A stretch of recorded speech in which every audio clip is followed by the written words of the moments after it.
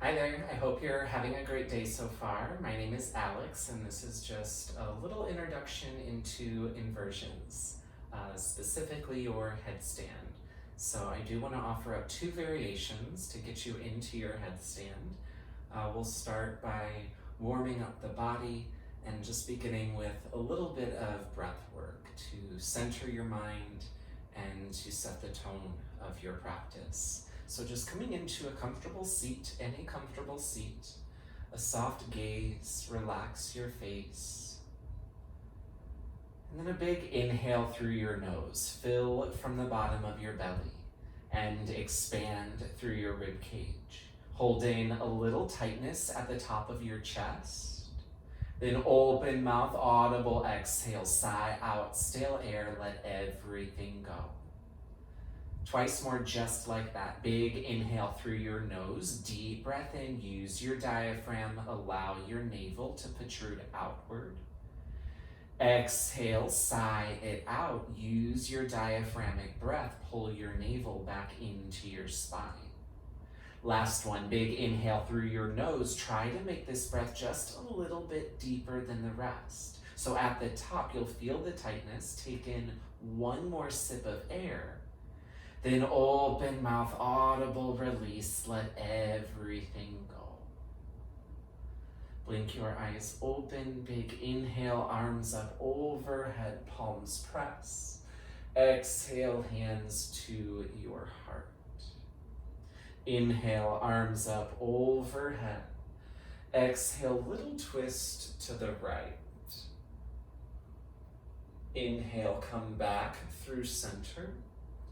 And exhale, little twist, opposite direction. Inhale, back through center. And exhale, tabletop. Shift forward and stack your joints. Pay close attention that your shoulder is over your elbow, elbow over your wrist. Hands, knees, and feet are all in a train track line. Inhale, cow pose, drop your belly down, gaze up, shoulders peel back. Exhale, cat pose. It's the opposite. Tuck your chin, your tailbone, arch your spine, dome out. Again, inhale, cow pose, hammock your back, look up. Exhale, cat, tuck, round, and dome out. Once more. Inhale, cow pose. And exhale, cat pose. Inhale back to a neutral tabletop position. Fan your fingers towards the outer edges of your mat so that your thumbs are forward. Check your shoulders are at least in line with your wrists, maybe slightly hinge forward, and shift the weight side to side.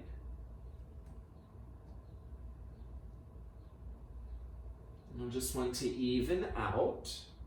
And then check back in with your wrists. If it feels okay, continue to rotate 10 fingers to face your knees. You want your shoulders to be in line with your wrists or slightly forward. And then a gentle rock forward and back. The movement's just about an inch here, so keep it small, keep it controlled, not forcing, not jamming. Once you're even, one hand at a time, 10 fingers face the front of your space. Take a wide stance with your knees, big toes close together, rest back, child's pose, hips towards your heels. Now in this variation, keep your gaze up, find the top edge of your mat.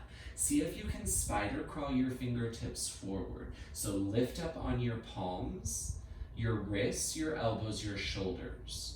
Now relax your forehead down to the mat. You might even rock your forehead side to side a few times. Once you're even, relax your palms, your wrists, your elbows, and shoulders. You'll notice elbows might bow out a little bit naturally. Go ahead and let that happen. It should create a little more space in your shoulders and expand your chest. Your belly hangs heavy in between your thighs. Inhale, tabletop position. Shift forward. Fan your fingers to the outer edges of your mat. Shift the weight side to side. Once you're even, 10 fingers face your knees. Shift the weight front and back. This time, keep your fingers facing your knees with your shoulders forward. See if you can step back into a high plank position. Your heart forward, activate your legs. Zip your core. One hand at a time, 10 fingers face the top of your mat. With your wrists under your shoulders, your toes under your heels, keep your hands and feet where they are. Big inhale. Exhale, downward dog. Lift your hips up and back. And if you need to pedal out here, shake out here, feel free to do so. There might be some residual snap, crackle, pop. That's okay. And eventually find more length down your spine. You might soften your knees to get more into your lower back. Feel a lift in your tailbone. Relax your neck. Full cycle. Inhale, look forward. Exhale, travel, top of your space, big toes touch. Inhale, halfway lift. More weight to your ball mounts, heart pulls forward. Exhale and fold, weight to your heels, soft knees. Inhale, Urdhva Hastasana, upward facing hands, root to rise. Reach up, look up. And exhale, forward fold. Lead with your heart. Head down. Inhale, halfway lift. Resets the spine. Exhale, Chaturanga.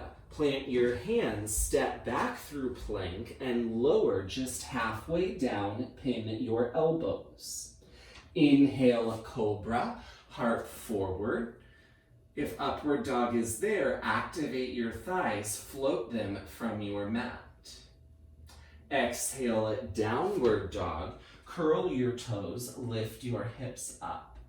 Simple Sun A twice more. Inhale, look forward. Exhale, travel. Inhale, half lift. Exhale, fold down. Inhale, Urdhva Hastasana. Exhale, forward fold. Inhale, halfway lift. Exhale, Chaturanga, high plank, lower. Inhale, upward dog, shoulders back. Exhale, downward dog, reset.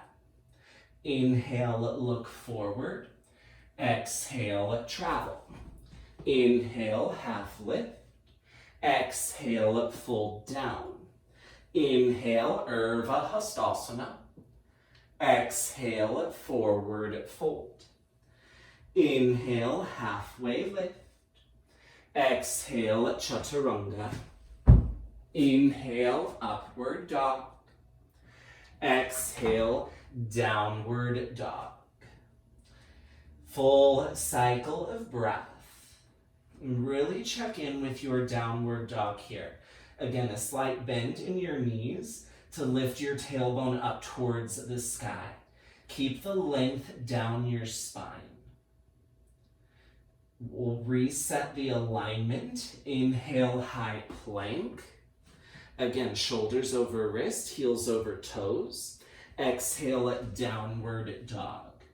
Now focus on your hands. Press more into the J shape you create with your thumb, your middle, your index fingers. Fan your fingers and grip the earth with all 10. Suction cup your palms. Stay lifted from your wrist. It's an external rotation at your shoulders. So spiral your armpits in, the eyes of your elbows forward. Full cycle. Inhale, gaze at the top of your space. Exhale, travel, forward fold. Inhale, halfway lift. Your exhale, Malasana. forward, fold toe heel out a bunch. End with your toes out, knees in line with toes, drop your hips. You might shift just side to side in this first one here. Notice your hip flexors. This might create a lot of sensation if you're tight in your hips, but eventually you'll feel the release. Your heart will lift. You'll feel your thumbs right at your sternum. And this is where we will set up for our first headstand. This is the way that I first learned how to do my headstand, working from an actual arm balance of crow pose into a tripod and lifting up into a headstand. So it may be more like a training wheels type thing with the tripod, but with the crow pose, you'll find more of the core strength and shoulder strength to actually support yourself in your headstand once you're up there. So if crow is new to you, from your malasana, and you can have your feet nice and wide, you will have to bring your toes to touch when you're in your crow, or you can go ahead right now and shorten your stance, toes and heels together, keep your knees out wide, rest your hips on your heels. And this is actually a traditional malasana squat. We just so easily come to the modified version that our bodies kind of adapt that as normal. But this is the most traditional malasana squat. You want to place your palms forward so that your wrists are still in line with your elbows. When you plant your palms down, shift the weight so shoulders are directly over elbows, elbows are over your wrists. Create a little shelf with your triceps. So bend your elbows back and work to get your knees high on your triceps. With your palms planted shoulder width, spread your fingers nice and wide. It's that same grip from your downward dog. So the majority of the weight is in your thumb and index fingers, but your fingers are spread out so you can still grip with all 10. There's a little suction cup right at your palm, and that will keep elevating you from your wrist crease. So there's never any jamming down.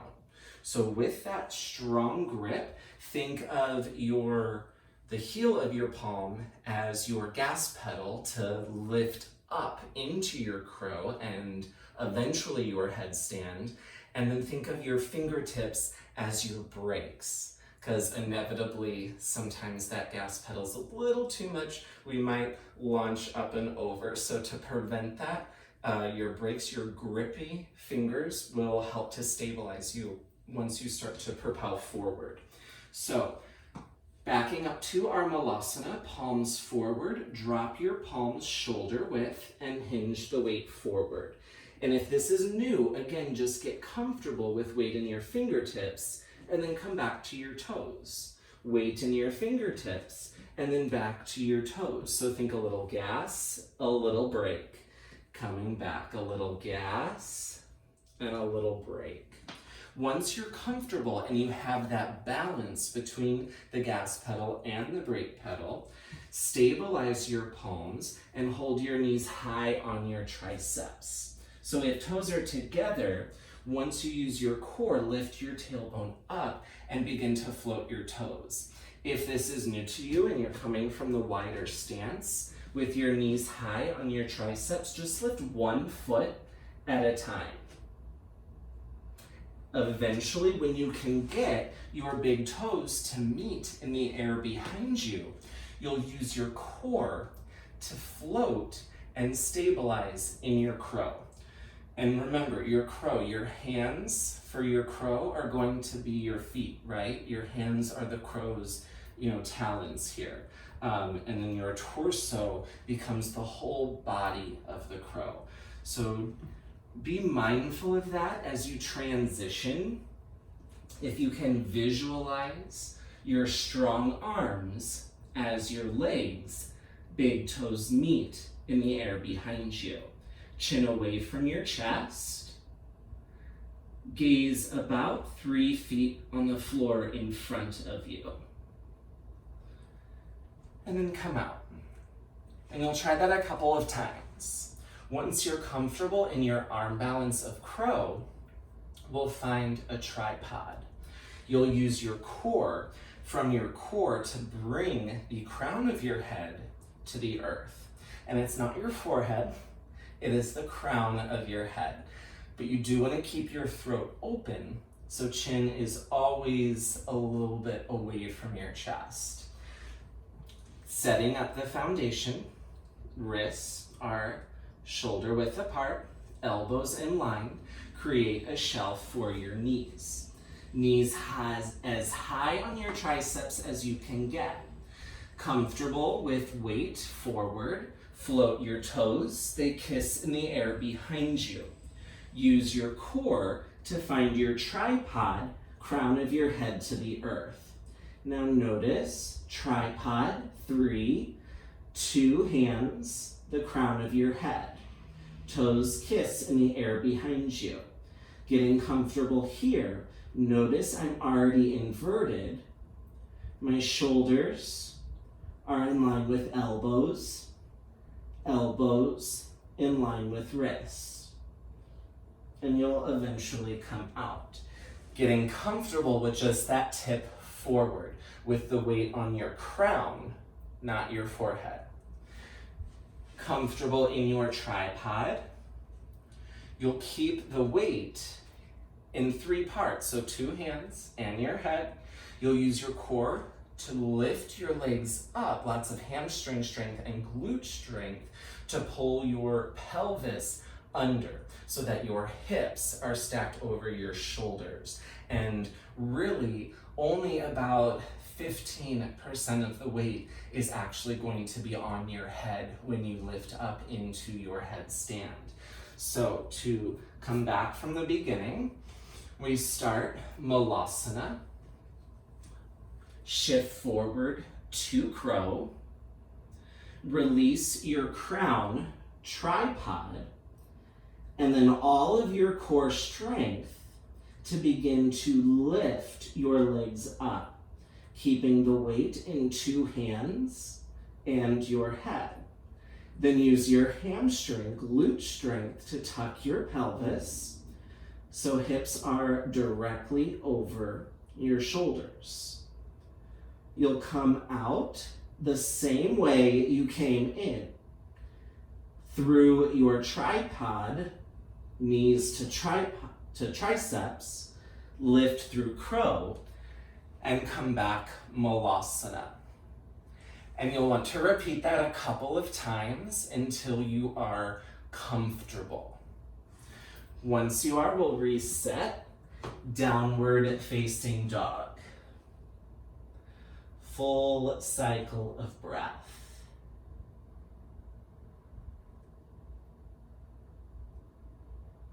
Release to your knees, tabletop position. In your tabletop, you'll replace your hands with your forearms. So exactly where your palm was, your elbows should now be, with your elbow directly underneath your shoulder. Make sure your elbows don't splice out. You don't want them too narrow. You want them to be just shoulder width. Wrists are forward in line with elbows, palms are flat. And then it's just a little shift forward and a little shift back. Shift forward and shift back. Just so you notice the range of motion that you have in your shoulders and your forearms here. You may even bring it all the way back, hips towards your heels. You can curl your toes, really get low, chest to the earth in this modified child's pose. And then shift it back forward once more.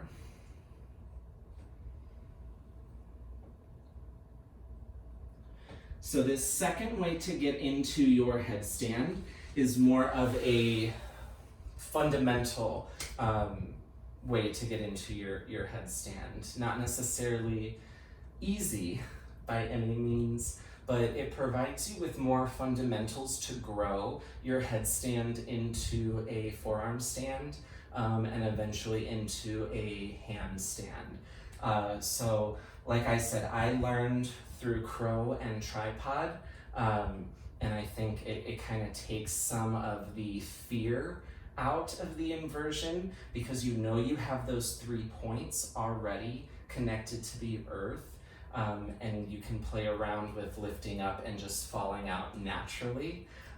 This one is more of a process, so again, not necessarily easier, but more of a process to grow your headstand into other postures, just depending on where you are taking your own yoga journey. So we'll kind of play around with this one, see where we land, and hopefully have some fun.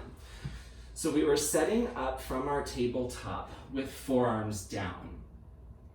Now, with your elbows directly under your shoulders, your wrists forward in line with your elbows, curl your toes, we'll find dolphin. Lift your hips to the sky. And you'll notice the position of my arms is the same as it would be in my downward dog, only my forearms are glued to the earth. If I were to lift my forearms, I still press into the J shape, my fingers are spread wide, I lift from my wrist, and I externally rotate my shoulders. So armpit in, eye of your elbow forward. So with your forearms glued to the earth, without your elbow coming forward, it's more pressure down into the mat to stabilize you, to anchor you. So forearm down, still gripping inward, elbows directly under shoulders. In your dolphin, tailbone to the sky. And you might have to inch your toes up towards your elbows to get that lift in your tailbone. Don't be afraid to bend your knees here. This is more about shoulder stability than it is about a hamstring stretch. And we always want the length in your spine. So you can go ahead and relax your neck.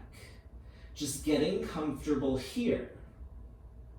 Once you're comfortable with your shoulders over your elbows, your head heavy, you will drop your crown straight to the earth. You'll bring your fingers in for an interlace, and then you'll actually feel your head. And then you'll want to use your core to pull your pelvis over your shoulders. And it's a little tuck. And from there, that's kind of where you have the option to play around with your forearm stance or move into a handstand. For today, we will keep it a headstand. So from your dolphin, release your crown down and interlace. 10 fingers right in front of your head. And that will help to keep your elbows from splicing out. Tiptoe up, pull your pelvis over your hips as much as you can. And you can play around with lifting one leg, then the other. Eventually, bend one knee, heel towards your glute. As you bend your second leg, use your core, little push up. You tuck and hold. Balancing on your head, tuck your pelvis, eventually float, toes to the sky. You'll come out the same way you came in. Little tuck, knees into your heart. Release through your dolphin. And eventually knees down. You can pause in child's pose, or you can return to your comfortable seat where we began. Big inhale through your nose. Open mouth.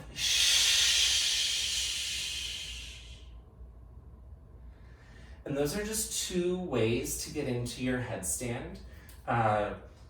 They may seem simple. There's little parts that are tricky, so it's just repetition. It's just practice. It's getting over the fear of falling out. It's creating breath support, and know that once you get there, the benefits are so worth the wait. It helps to reset your REM cycle. It helps to energize the body, allowing all the fresh oxygenated blood to swell into your brain. And it's so therapeutic. So work on it. Let me know what you think. Have fun with it. I do enjoy your feedback, so please keep me posted. Enjoy the rest of your day, and I look forward to seeing you soon. Namaste.